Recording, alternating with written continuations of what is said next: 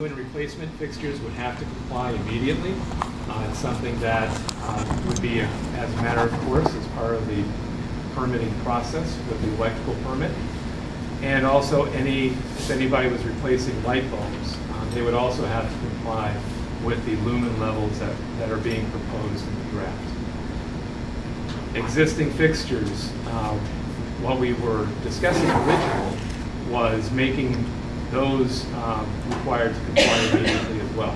However, we ran into some concerns by the law department and also the city manager that this would be burdensome and onerous on existing property owners with their existing fixtures to expect them to automatically have to change out fixtures to something that may be more expensive for them to follow.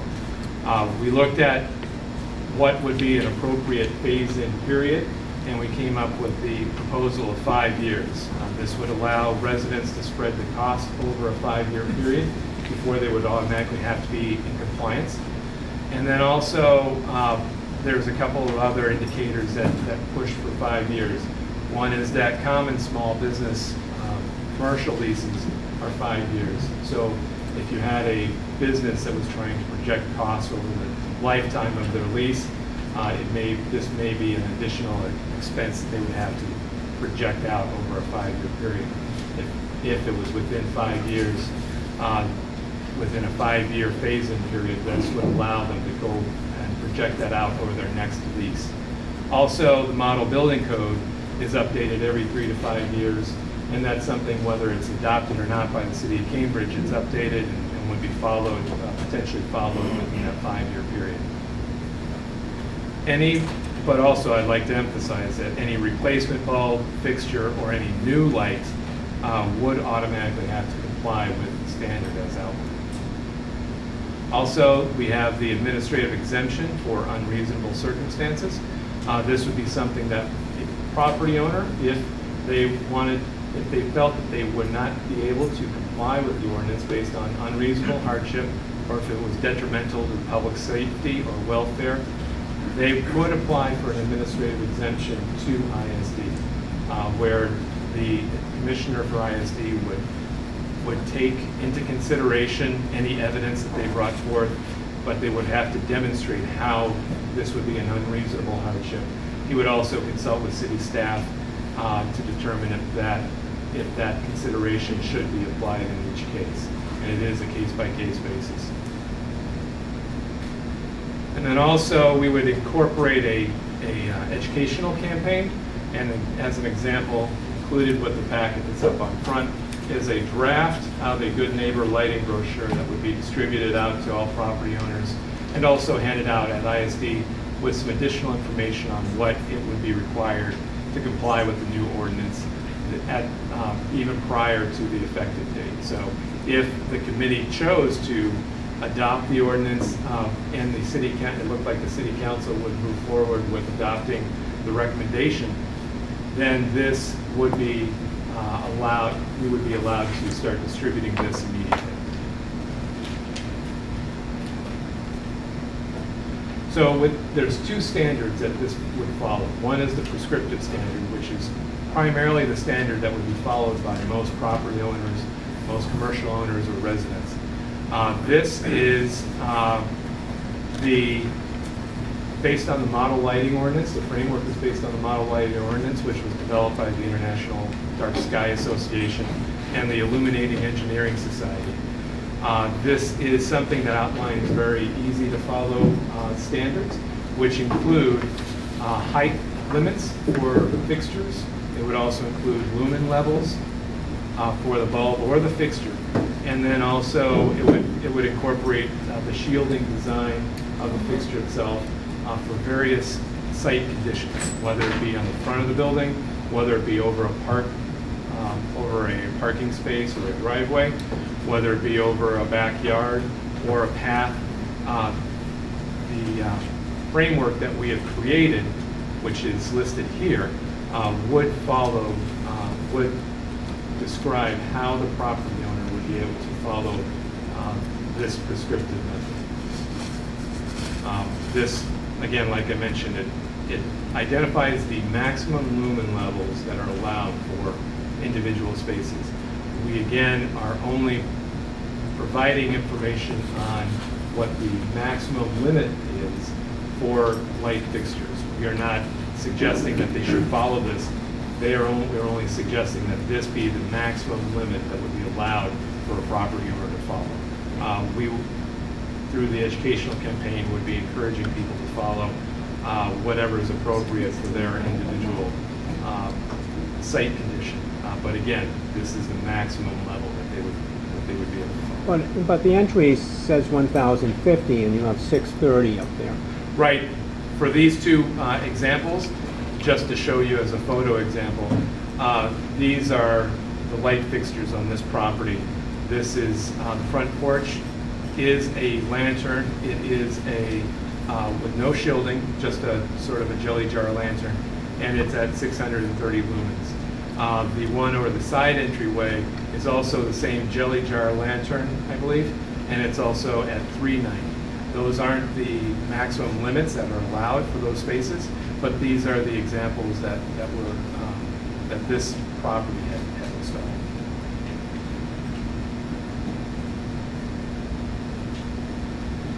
With color temperature, we're proposing that the maximum limit would be 4,000 Kelvin, which is considered less than moonlight.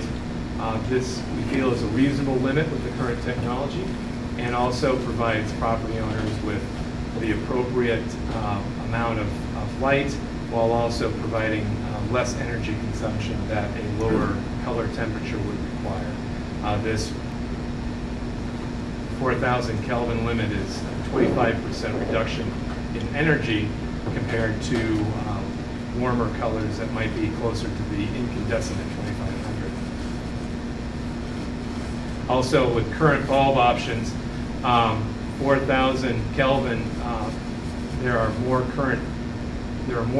options available to consumers in big box stores and also in online that would allow for 4,000 Kelvin. We're going to be saving comments till the end. It's on the agenda for comments at the very end from the public. That is the prescriptive standard, and what we're going to be going into now is the performance standard, and I'm going to turn it over to Jeff Berg and Paul Lukovich from Parsons Brinkerhoff, and they'll be describing the performance standards that are being proposed in this ordinance.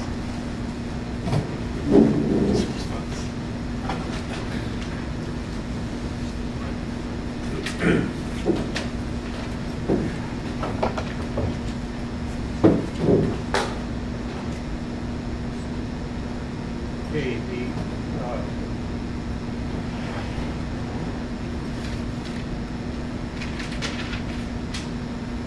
the simplest path through this, through the performance standard is to measure the vertical illumination on the vertical surface at the property line, and the limit that we proposed based on the model lighting ordinance and other standards is 8 watts. And that's taken at 5 feet above grade. The other option is to use the LEED version 4, or actually it says, it's going to say in the ordinance, the most current version of LEED sustainable site credit for light pollution reduction. And there are 2 parts to this. You need to meet both uplight and light trespass requirements. So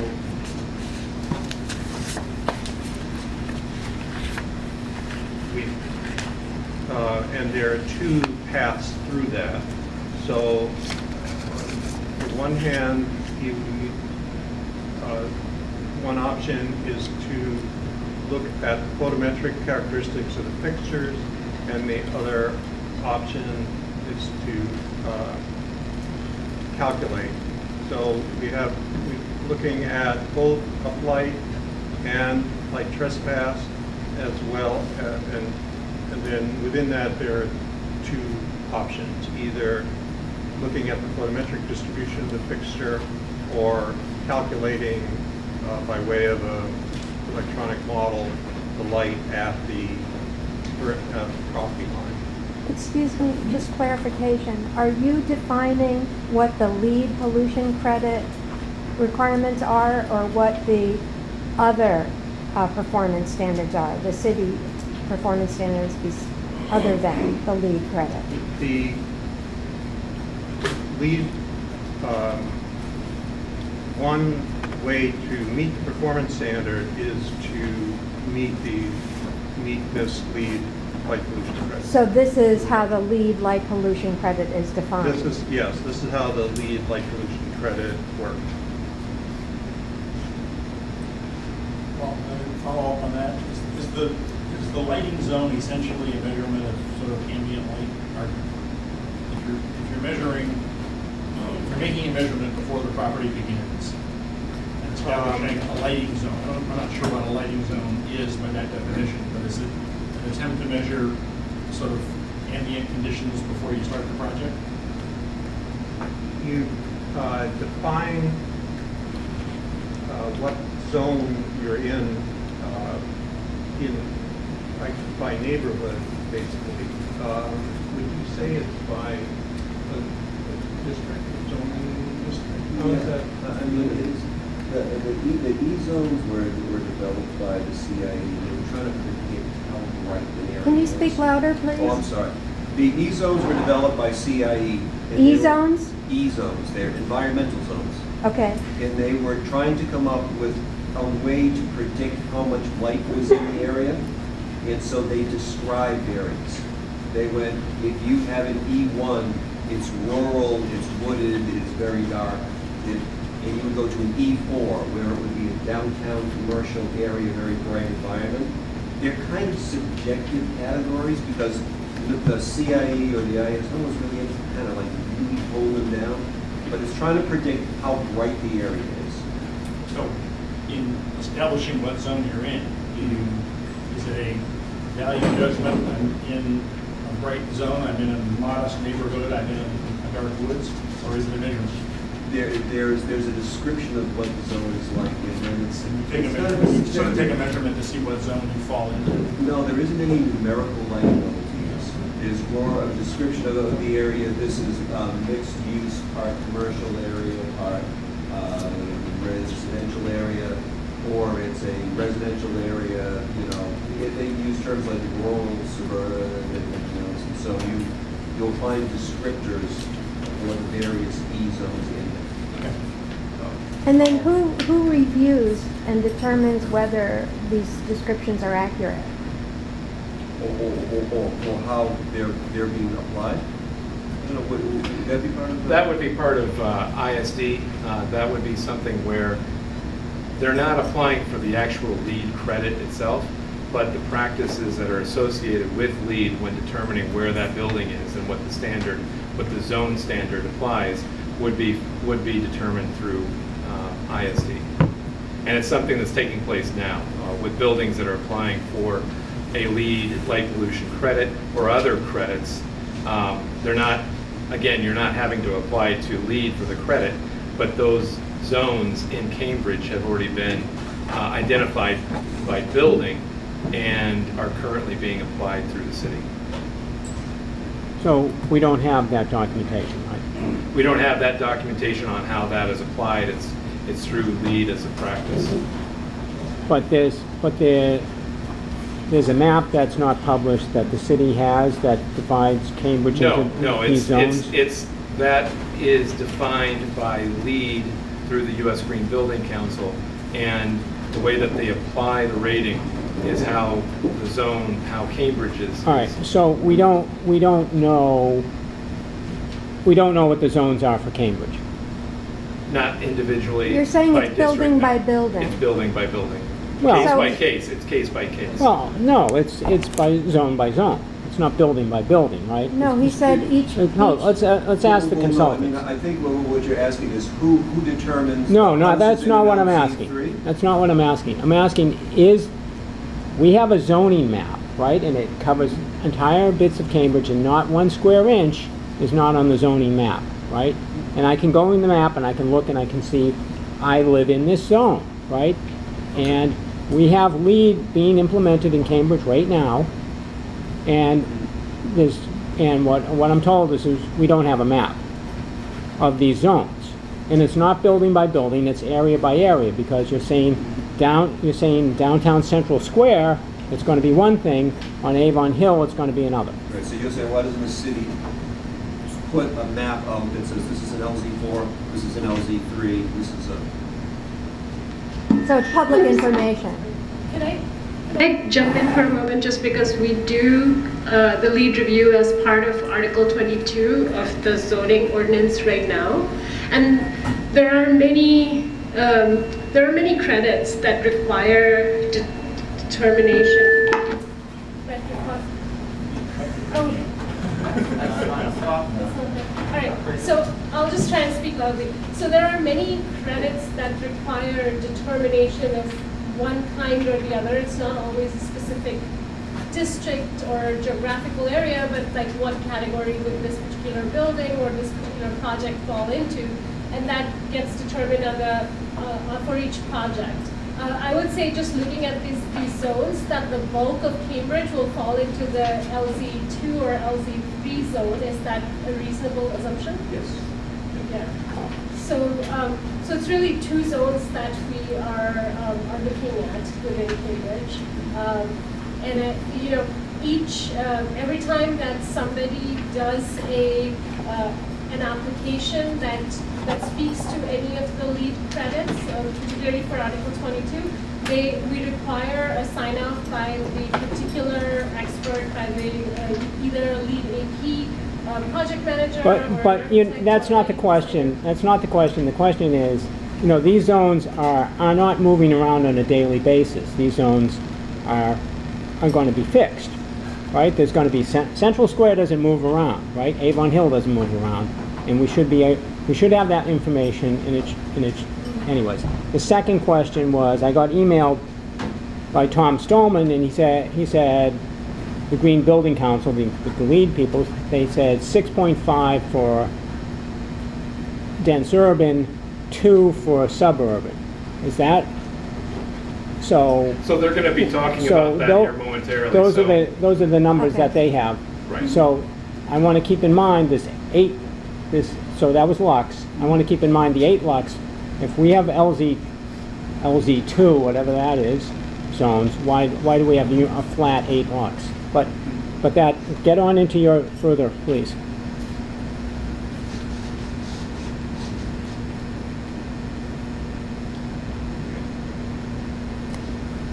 So, another way to look at this is to look at the light distribution of a particular fixture. And this is an attempt to take into account design that has light fixtures on poles, lighting, and areas of the site around the building. The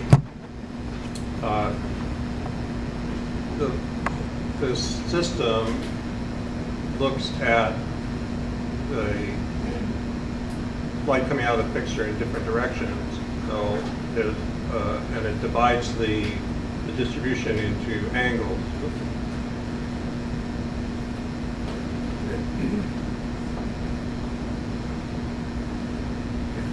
So we have uplight on the left side and upper part of the slide. We have a couple of zones of uplight, 4 zones of backlight, and 4 zones of light coming forward out of the fixture.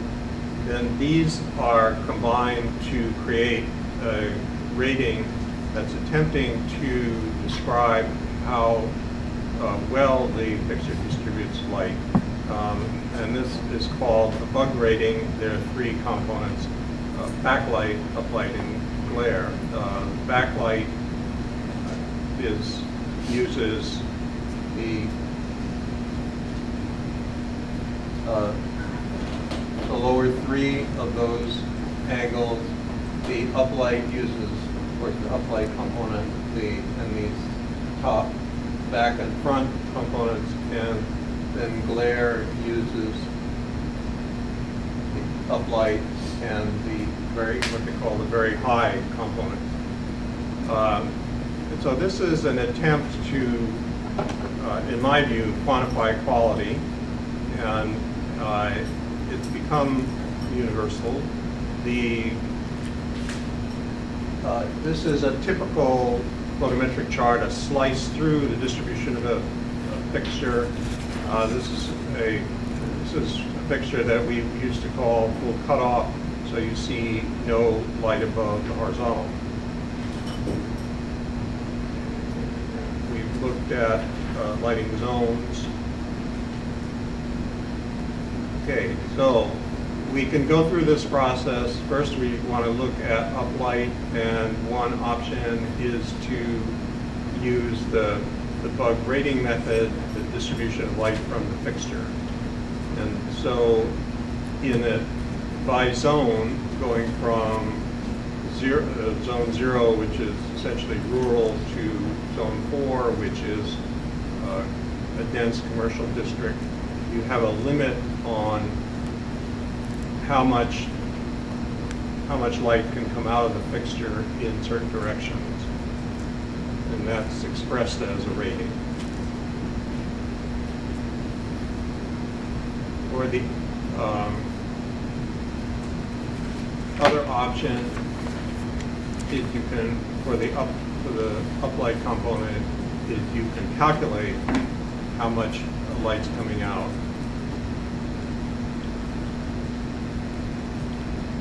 So this is expressed as a percentage. And when we get to... Can you go back to that?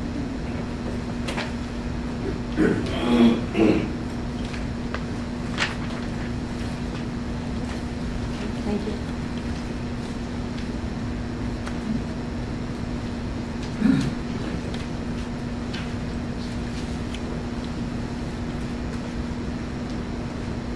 Okay, then we look at light trespass. And if we use the bug method, we look at where the fixtures are placed relative to the property line, how they're oriented. So they need to be oriented so that the forward distribution is facing for the interior of the site. And then we're also looking at the bug rating, the bug rating that's allowed for that fixture. So it's a measure of essentially how much light is directed at the property line without actually measuring.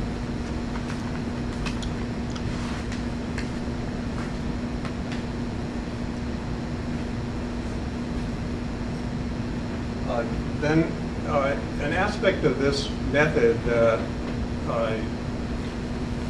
creates some variables is how you define the lighting boundary. So we've talked about the property line being the boundary, but in some situations in this process, the lighting boundary might actually be extended, not onto another person's property, but into the public area, so into the sidewalk or to the middle of the street when a property abuts some public area. Could you go back one, please? Less than 2 mountain heights and the lighting boundary is the backlight placement. What does the last paragraph mean?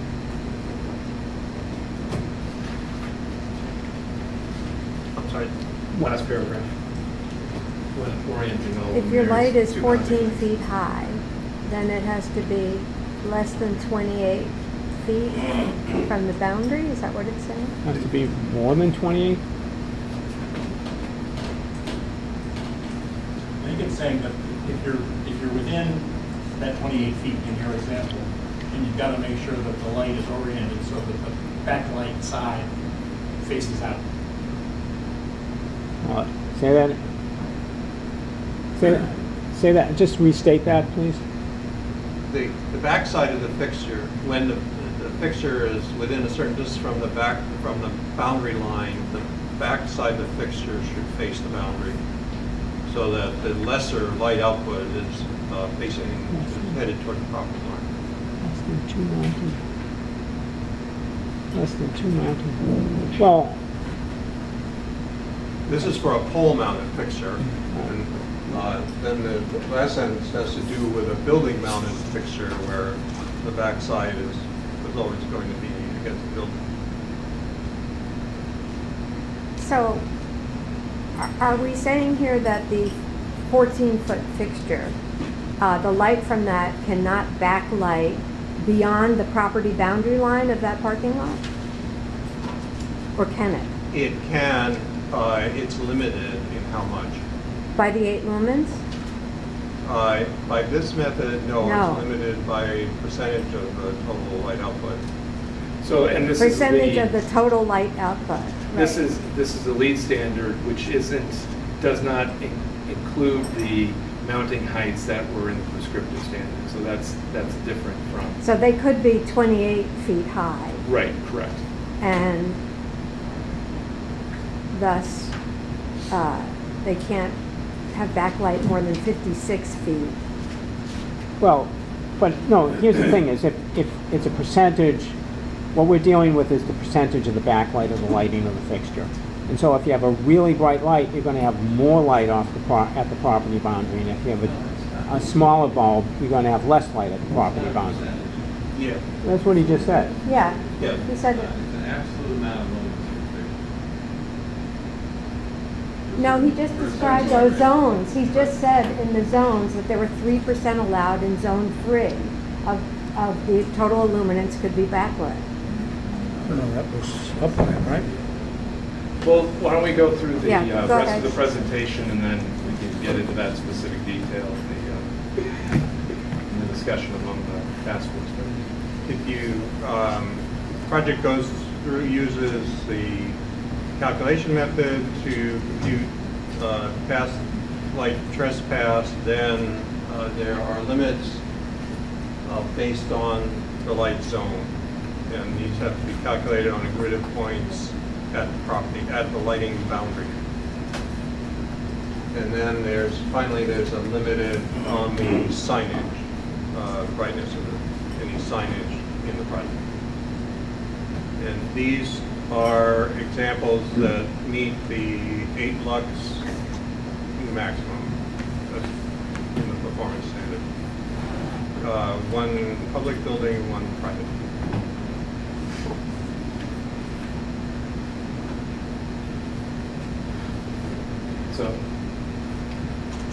So now we are going to be taking, it's the opportunity for the task force members to ask specific questions of the individual staff members or the consultants on how this would be implemented, how, if you have any specific questions about LEED or the performance method, how it relates to other, how it relates to the prescriptive method. Right now, why don't we just go around and Carolyn, we'll start with you. Okay, well, I have mine in a PowerPoint, so can I use that? I would like to see that. And How long? It shouldn't be more than 10 minutes. Could you use the mic? Chris, why don't you go to someone else while she sets up? Yeah. Charlie, why don't you go ahead? Okay, attempt the microphone. Oh, it is on. All right, where I've had a series of emails from people describing that there's no limit on the number of fixtures. So there's no limit on the number of lumens on a property. So that seems, that just doesn't seem to, that seems to be completely wrong. So the way I look at it is that the prescriptive, the prescriptive thing says you can have a series of 40-watt light bulbs in your front yard. And you could have them, and you can make a wall 12 feet high of 40-watt light bulbs. And that seems just clearly not what we want. So, Jeff, could you take that? Where is Jeff? Good. The limit, there are also limits on energy use in the state building. So the kind of abuse you described would also be limited by energy use. So for a homeowner, how would you do that? How would you enforce that for a homeowner? Offhand, I don't know. It would be probably come up in the permitting process. Well, homeowners don't usually get permits, except, once in a lifetime.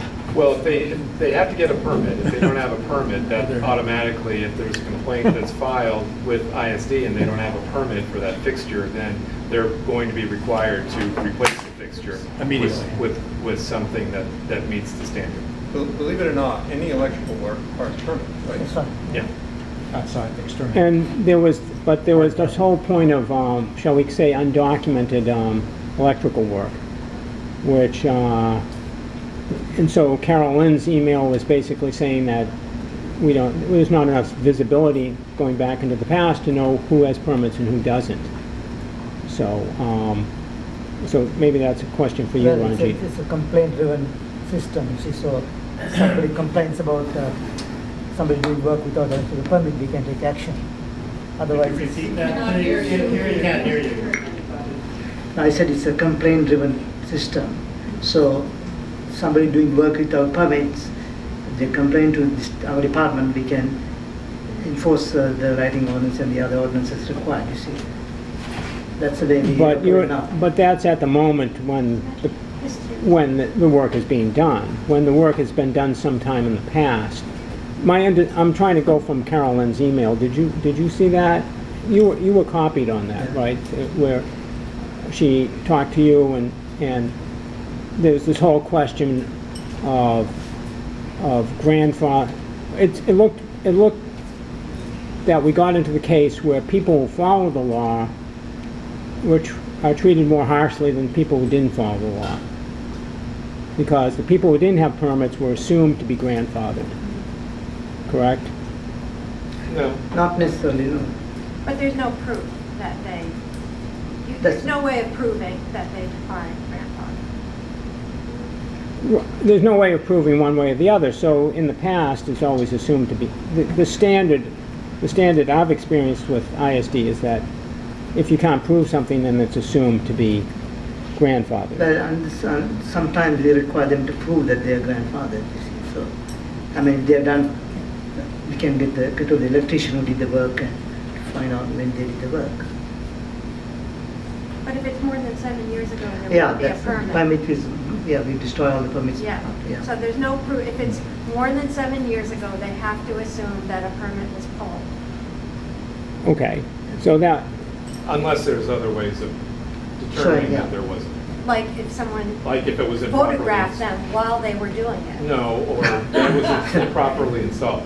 So, I mean, if it's a fixture that's not wired correctly, then that's a safety violation Yeah. that would have to be Can they removed go on the automatically. property to inspect? If somebody complains and there is a problem with the electrical system, yes. Can I jump in? So, I mean, I think Charlie's original question, though, was a good one, which is, how do you deal with the difference between a standard that is driven off the maximum light lumens from a single fixture and the number of fixtures? And if someone came to ISD and said, I've got this pathway from my front door to my back door, and I want to install 15 fixtures, each of which meets the standard, and in the context of a single-family house probably doesn't throw them over some energy code standard. Is there a way for you to deal with that? And if somebody said, I want to put 4 jelly jars, each of which meets the standard in my front porch, because I like a really, really bright front porch. Bear in mind, not only the lighting ordinance, we also have the energy code to But comply with. For a single-family house, you don't have that for a single-family house. We don't have that for a single family house. That's Or true. two-family house. I think the issue of light lumen from a single fixture versus quantity of Multiple fixtures fixtures, yeah. is an issue that bears some thought. Charlie, I'm sorry, just Okay. real quick. Also, just to respond to that as well, correct, it doesn't allow for determining a total lumen level for a specific property. But it does require that the mounting height be correct, that the lumen level for that fixture be correct, and that the shielding requirement be correct. So for any fixture that, if they want to put a 40-watt light bulb into a fixture that's on the back of the building, then that can have no shielding. But anything else does require shielding in Well, some that's form or not, fashion. that's not correct. Anything on the front, in the front yard doesn't require shielding. It requires directional, No, it says unshielded. in categories So- 1 and 2, there's Yep. no. And let's continue, let's just, Charlie, I limited would at like you to 630 yield to me and then go oh, back to please, you. yeah, I would like, Charlie's going to I'll- yield some time and then go back to him because Please. I'm going to show some of the things I think. well, that he let's, should do. No, I- actually, no, let's finish with Charlie first. So, well, I would put that to a vote of the committee then. It's not really a voting point. Why not? Well, we could just continue with your No, I mean, questions. we're on the committee, you guys did all this work without us, and I think I would like to hear this. Okay. First of all, I want to thank all you guys. I know this has been a bear to try to deal with.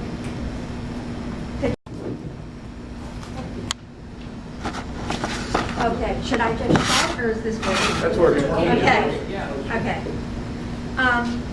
This has been a really tough process, what with the months in between and all the technical specs and going to the city manager and lawyer. And I really respect that you guys have tried to listen to a lot of what people have brought to you and try to meet between all these stakeholders.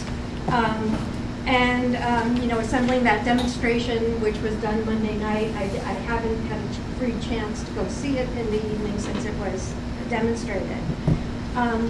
I just want to go back to first principles for a while and then comment a little bit about the process here. So one of our motivations in designing the outdoor lighting regulation from the beginning was to reduce glare, which reduces visibility. Isn't that better? Could you see the pictures on the other slides where the white was all around them? Very hard. So we want to increase visibility at night. It's not just a matter of having more light to increase safety. It's a matter of actually being able to increase safety by having greater visibility. We don't want to reduce visibility. Our eyes are designed to modulate the amount of light that we take in. Bright lights reduce the amount of light entering our eyes, reducing visibility and putting ourselves and others in danger. Deer blinded by the headlights is not just a metaphor. We are blinded by every poorly placed, too bright fixture that forces our pupils to contract and lose our ability to perceive potential threats in the environment around us. We want to be able to increase visibility at night so we can see the faces of our neighbors as well as the night sky.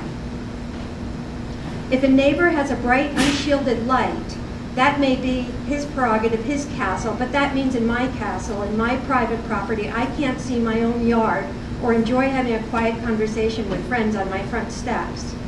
This light in my backyard is like a loudspeaker blasting sound at me. Once my eyes adjust, I can see how unnecessary this really is. What right do they have to light my house and my yard? And I haven't even mentioned, that's come up many times from people who've spoken at these meetings, the trouble sleeping if you live next door to an installation like this one. Or this, a magnificent expense waste of energy contributing to the production of more climate-changing gases in the atmosphere. This says simple safety. Why am I bringing this all up again? We've been all over this in these meetings.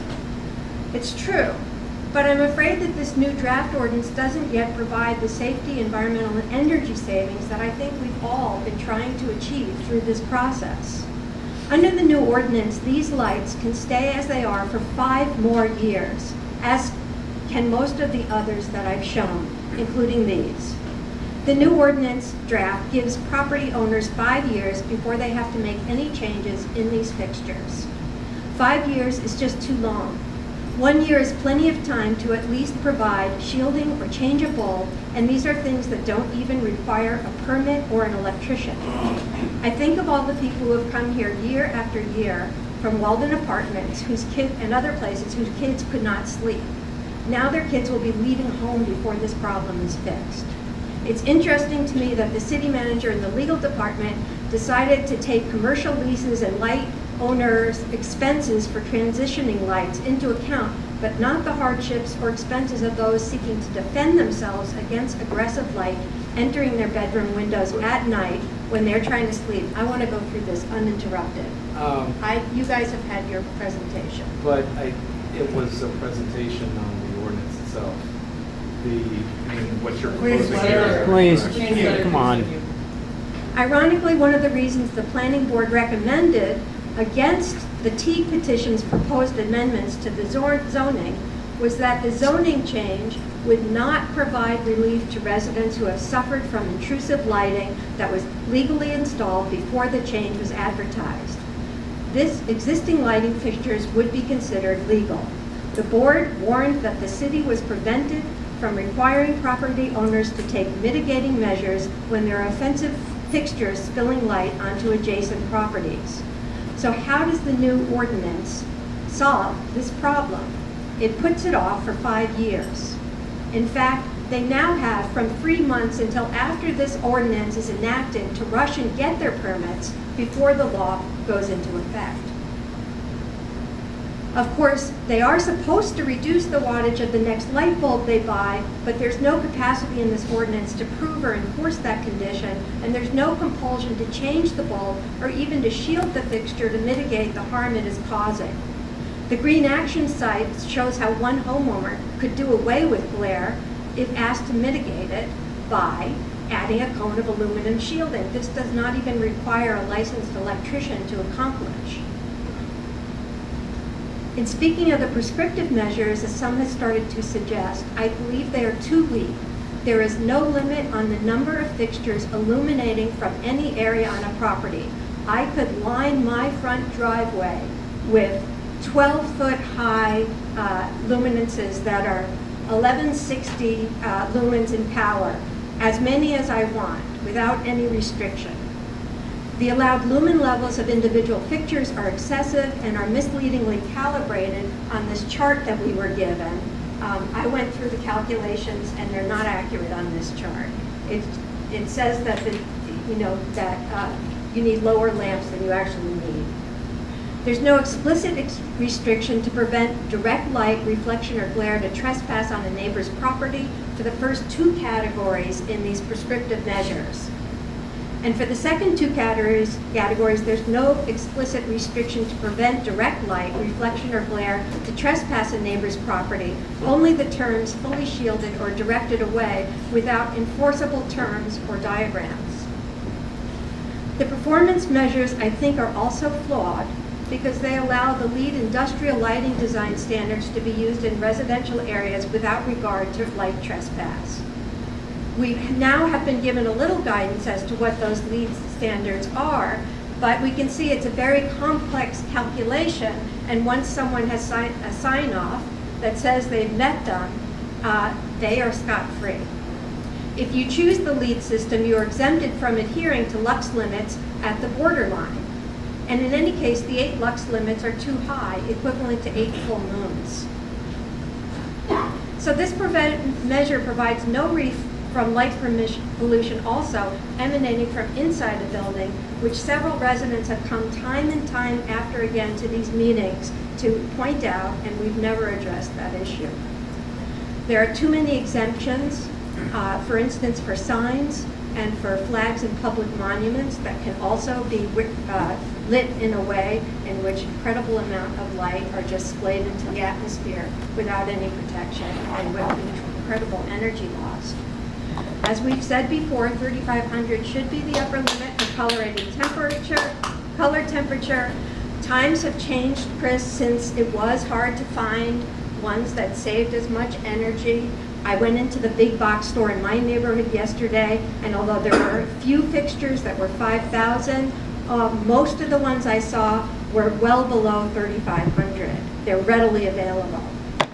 I've put a handout on the table, and I'd like to submit for the record a New York Times article from May 2015 about the effects of cooler light on attracting harmful insects and health consequences to urban areas.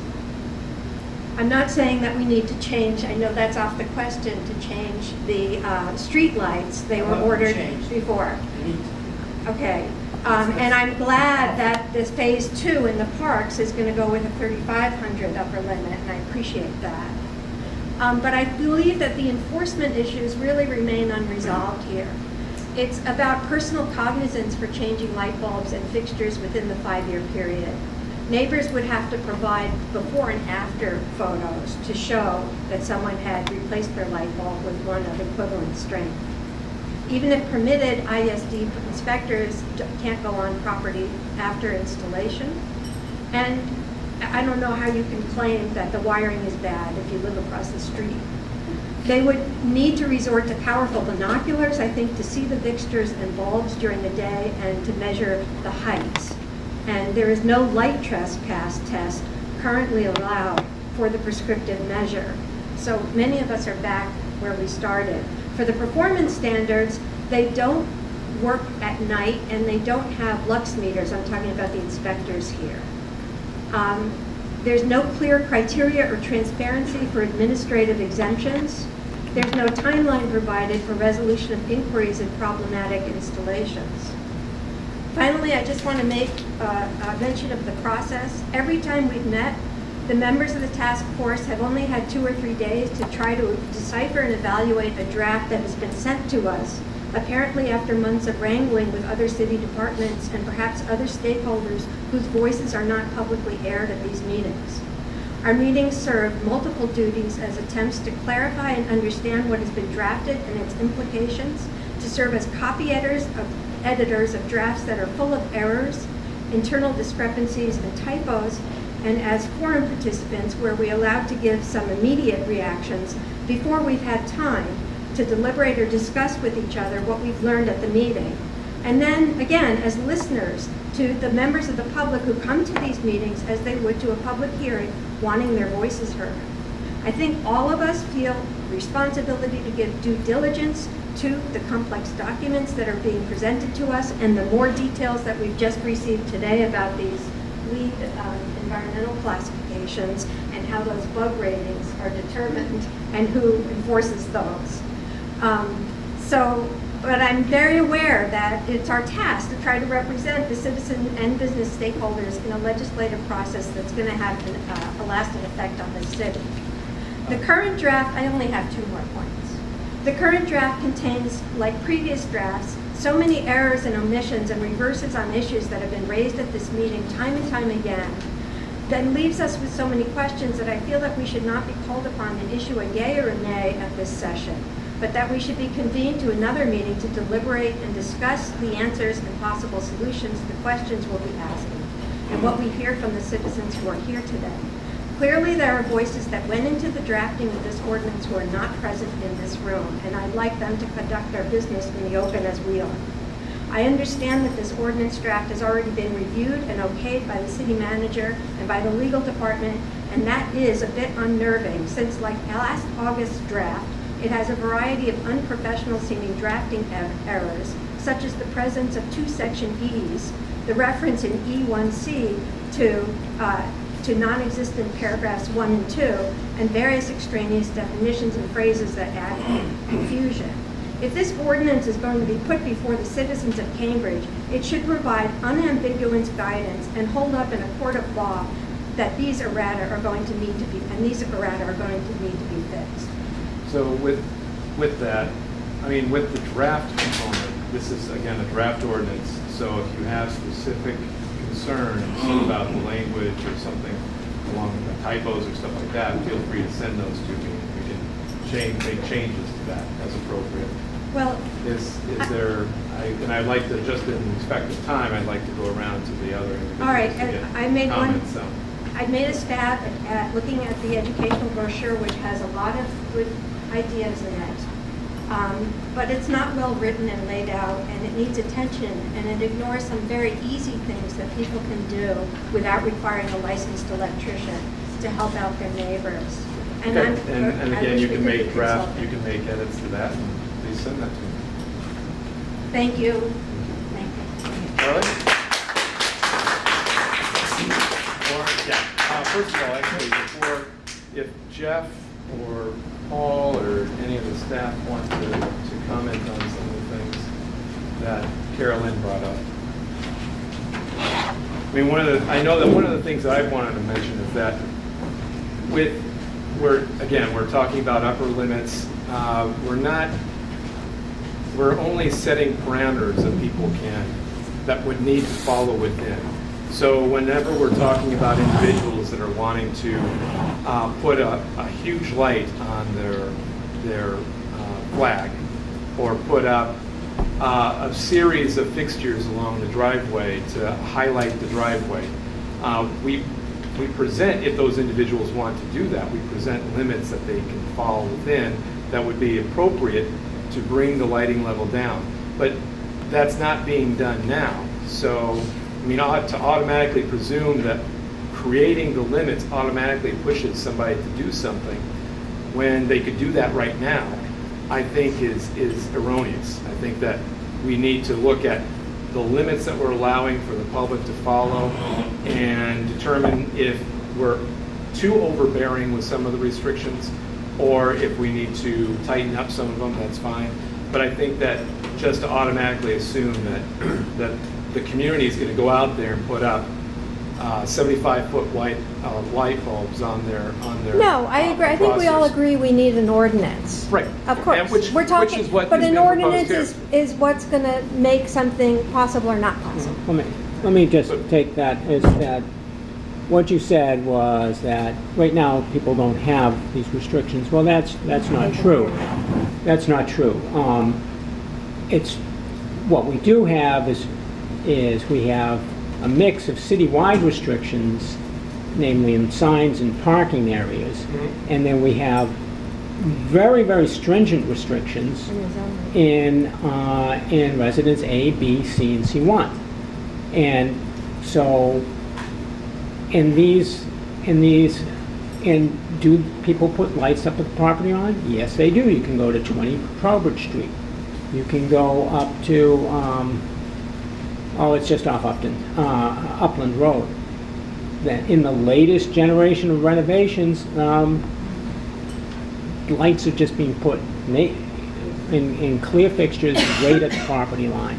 So not only do we have the laws, these things are happening every day.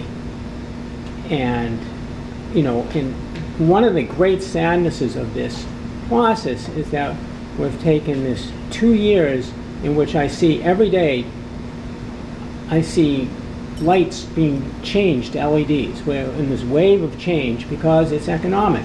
It's good for everybody. And these lights could be much better for the neighborhoods for no cost at all, because someone was up there changing that fixture. Right. It was zero cost, and we just took 19 months, and that has been lost, because those fixtures last for 25 years. So, I mean, with that, we're also applying clear standards, and we're also, with the educational program, again, we're only creating what the upper limits would be. Okay. We would be promoting But that I was light bulbs that are but being my disagreement with what you just said is my fundamental disagreement with this was one of my 3 fundamental disagreements is that this is a decrease in protection for many, many residents. It's just absolutely not true to say it's an increase in protection for anyone in residence A, B, C, or C1, which is where people where people live. You know, for the other area, for the industrial areas. So, okay, I'm sorry, real quick I'm for a going question okay. on that. So do you think it's a decrease if we adopted this standard? Absolutely. Look at 7.20. It says you cannot be glare or trespass. And if we can solve the enforcement issues for these more lenient standards, why can't we enforce the one that's already there for those zoning areas? I mean, if I could just respond to that too, there's no proposal at this point to change the provisions currently in the zoning ordinance. So I've looked at what's in the zoning. The zoning mainly talks about what kinds of things you're allowed to light. I think that ordinance would fit along with any new lighting ordinance, which says more specifically what the specifications of your light have to be. So they would work, I think, together. No, that one wouldn't supersede the that's, other. That's not correct. Is in fact in the previous version, the previous release, you issued a document adding lines to the Cambridge zoning ordinance in section 720 and 646 and 693, referring back to this ordinance. So the ordinance is interlocked, and what's more, this overrides that, and which was that I went after reading Chris's email. I consulted with no less than 4 attorneys, and if it says you can put a row of 40-watt light bulbs at your property line, which is what it says, that overrides 720. That's, so I spent my own money to do this, so. We'll bring that back to the law department, but I don't necessarily think that's true. Why don't we go on, let some of the other people speak. So Bob, if you have any comments or concerns or questions? Well, I feel like Want to pass on the mic? I've come from a different zone than some of the other commenters. And the 2 things that I've been concerned about since the beginning is, one, that adequate lighting be permitted. And I still am a bit concerned about that, but less so having visited the sites that were put on display. I can't imagine putting a 25-watt bulb outside a house and having that have any impact. I mean, that seems to me a trivial amount, although I understand that may be a lower rating than actually the lumens permit. But so my concerns are on a different side of this, which is without ending up in violation of city ordinances, is it possible for somebody to be a good neighbor not by turning lights on as well as by turning them off? But I'm suspecting, and I'm realizing, I think, in this that there are different parts of Cambridge, and there are parts that would like to be in. I think the category was L2, which is requesting that there be looking for that, making special requests that for low ambient lighting. I live on River Street. I live in Central Square in a neighborhood that low ambient lighting is not being a good neighbor, where people are more comfortable with enough lighting either in the street lights and on the houses to feel that this is a place to walk home after work or walk home after dinner. So my concerns are different, I think, than some others. But more or less, because of that, I feel like this involves some compromises. And as that, this seems to me a workable document as a place to start. There's some questions that aren't new, like the question of phasing in. That's come up before. I'm not clear. I'm assuming it was the legal department that discouraged having a tighter phase-in period than 5 years, but I don't know that. There are other things that came up that I don't think don't seem to me fresh, but it may be that the professional answer or the legal answer or the administrative answer hasn't been resolved or isn't clear why that happened. But in general, I think this has been a long, fairly patient process. and that we're certainly closer to having something that's useful than we were when we started.